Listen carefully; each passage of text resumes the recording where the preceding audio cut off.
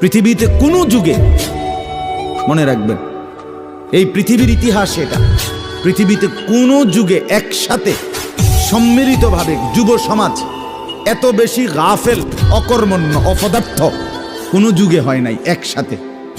এখন যে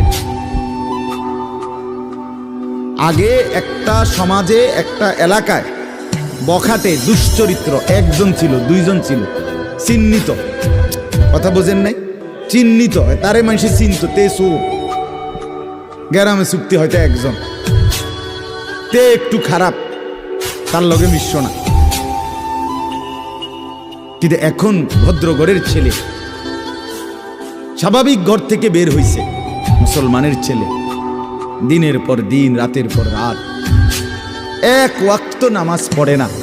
এতে মা বাবারও কোনো আফসোস নাই, এলাকাবাসীরও কোনো আফসোস নাই, পাড়া মহল্লার সর্দার মাতব্বর কারো কোনো আফসোস নাই, কারো মুখে এই নিয়ে কোনো আলোচনা নাই যে কি আমগো এলাকার যে ফোলাফান্ডি এগুলা যে কোনো নামাজই পড়ে না, আমগোর সামনে দুষ্টামি করে, হাঁটাহাঁটি করে, আমরা কি এটা বলতে পারি না? এই অনুভূতিটুকু পর্যন্ত লোপ পাইছে।